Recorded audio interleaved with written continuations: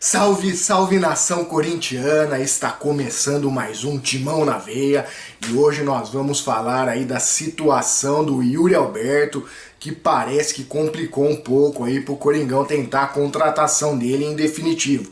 Mas antes eu peço que você vá lá, se inscreva no nosso canal e deixe o seu like. Agora sim, nação. Pois é, eu lá atrás eu disse que um vacilo do Duílio poderia complicar a contratação do Yuri Alberto por parte do Corinthians. Isso porque o Zenit emprestou o Yuri Alberto sem ter fixado o preço do passe dele.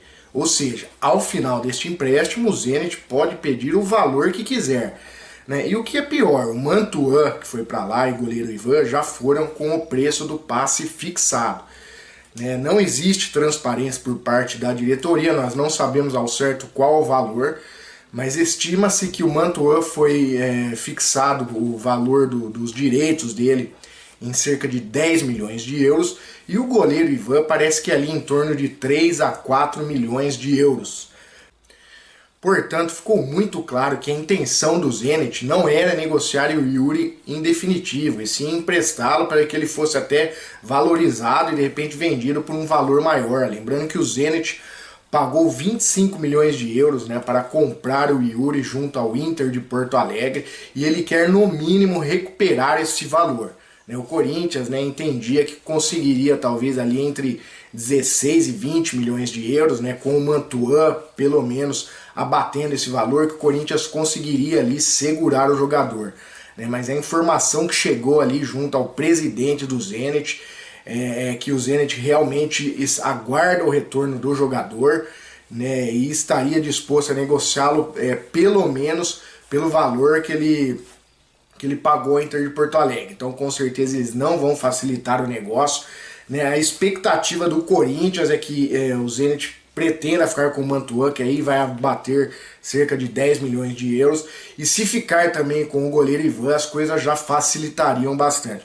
Algumas pessoas estão dizendo que pode entrar na jogada aí o Adson, que de repente o Corinthians colocaria o Adson na jogada, para aí sim abater bastante do valor, e o Corinthians pagaria somente no máximo 5 milhões de euros, mas eu não acredito nessa informação, até porque o Zenit já tem muitos estrangeiros, lá certamente também tem limite de estrangeiros. E tem outra coisa, se o Corinthians vender, o Corinthians já está precisando de pelo menos mais um atacante de beirada, um atacante que atue pelas pontas. Se o Corinthians perder o Adson, vai ter que contratar pelo menos mais 2 atacantes. Então não faria sentido nenhum fazer essa loucura. E outra coisa que complicou bastante a situação, o Corinthians perdeu a oportunidade de contratar 3 excelentes atacantes. O atacante Paulinho, que estava no Bayer Leverkusen, foi para o Atlético Mineiro. O Michael, que parece que acertou agora com o Grêmio, basta apenas a liberação ali por parte dos árabes. E o Pedro Raul, que seria uma ótima opção ali, caso o Yuri não seja contratado, ou até mesmo um jogador ali para substituir o Yuri. E o Pedro Raul acertou com o Vasco da Gama, ou seja, as opções vão diminuindo, a situação vai ficando cada vez mais complicada. Lembrando que vários clubes aí viraram SAF, então estão endinheirados, como é o caso aí do Vasco, do Botafogo, do Bahia. O Cruzeiro também não tem a mesma situação desses aí, mas é um clube também que está melhor financeiramente.